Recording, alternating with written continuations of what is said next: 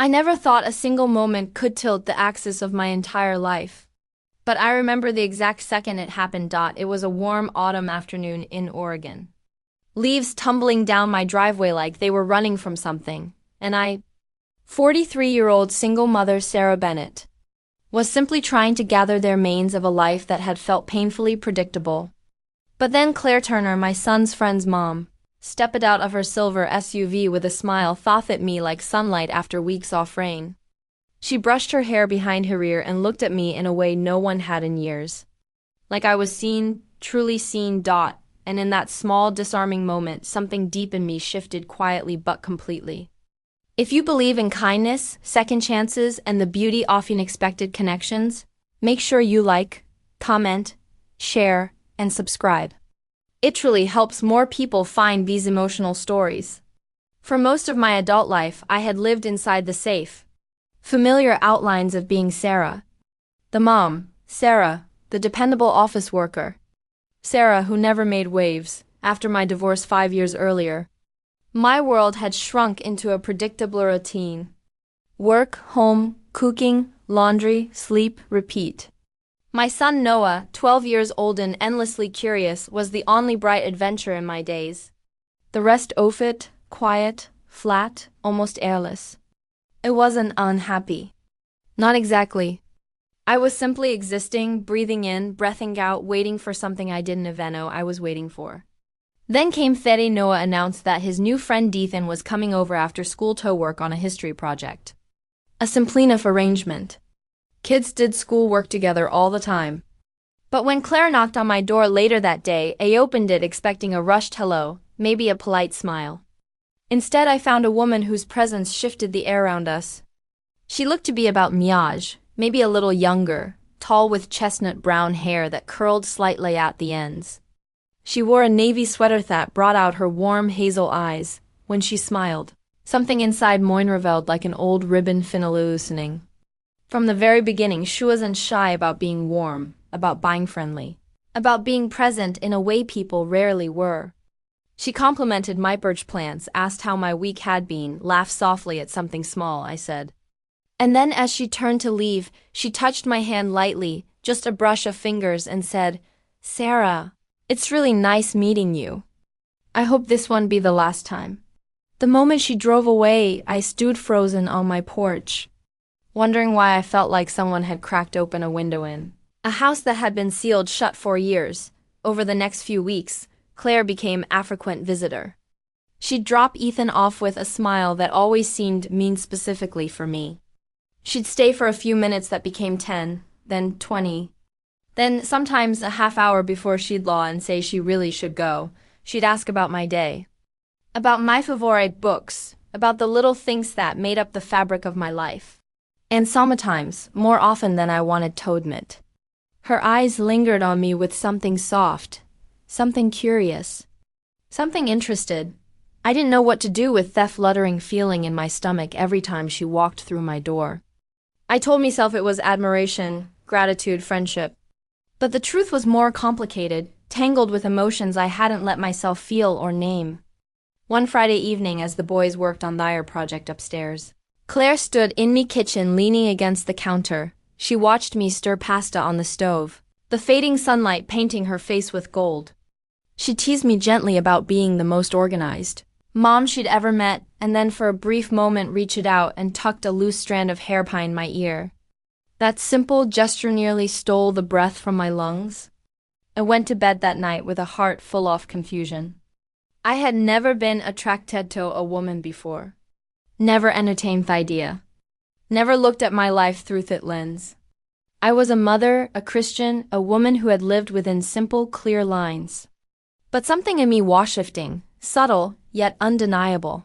Days blended into weeks, and Claire's presence became woven into the rhythm of me life. School drop-offs, quick grocery store runs where we'd bump into each other, small talks that turned into long conversations in parking lots. I found myself looking forward to her visits more than I should have.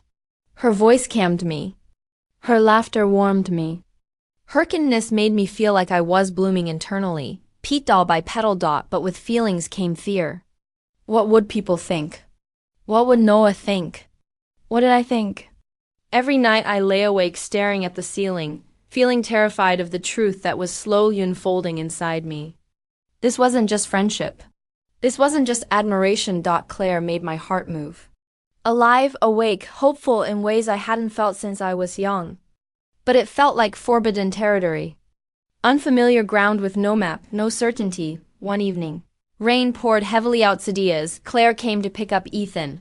The storm made her hair damp, sticking slightly to her cheeks. I invited her inside, insisting she wait out the worst off the rain. She stepped into the warm light of my living room and shook off cold. She looked tired, emotionality, not just physically. She sank onto the couch and I sat beside her, keeping a respectful distance. She hesitated, fidgeted with her sleeve, and then told me about her failing marriage. How she'd been separated from her husband for months. How she felt unseen, unheard, how she felt guilty for wanting more from life. Her voice trembled slightly, and instinctively, I placed my hand over hers. When she turned her palm upward and held my hand back, something inside me cracked open. Painful, beautiful, terrifying. We didn't speak for several moments. The sound of rain filled the silence between us. A soft rhythmic heartbeat. I didn't kiss her, she didn't kiss me. But that moment, our hands gently clasped, our breathings down, was the moment my heart fully understood what my mind hadn't dared to know me. I cared for her more than I expected, more than I knew how to handle.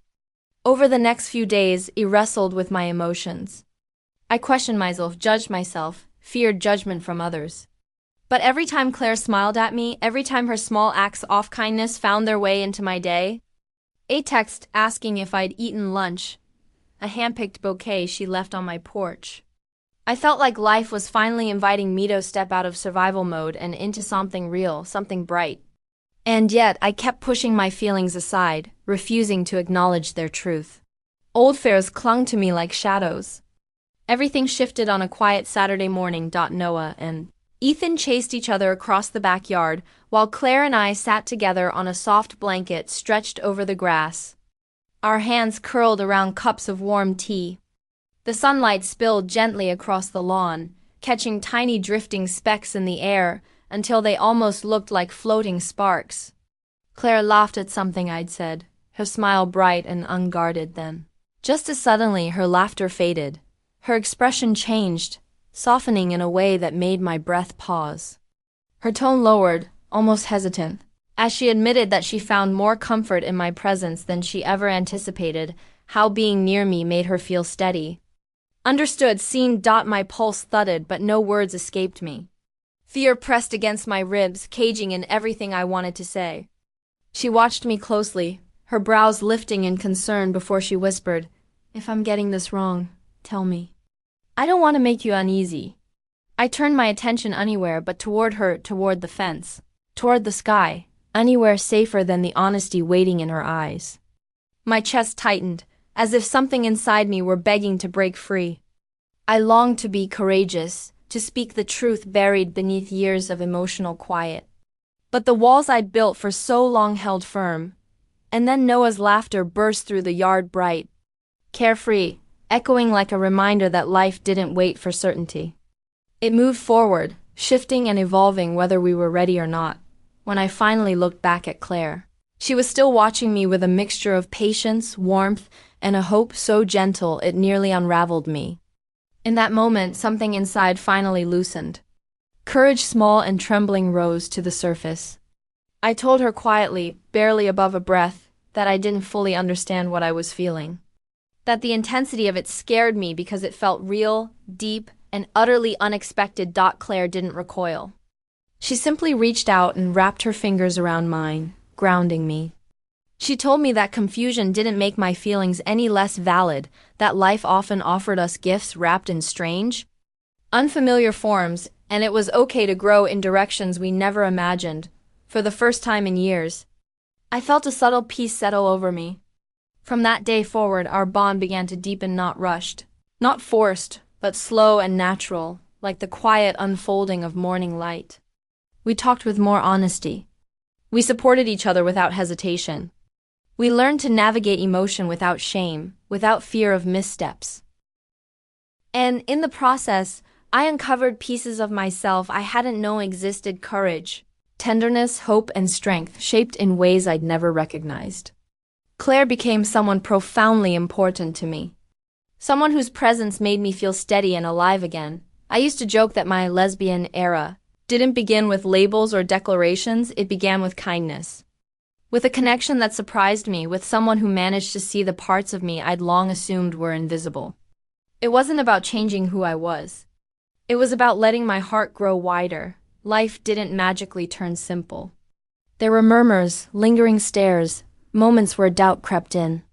But there was also warmth, clarity, honesty, and a love that moved slowly and steadily, like sunrise stretching across a still horizon.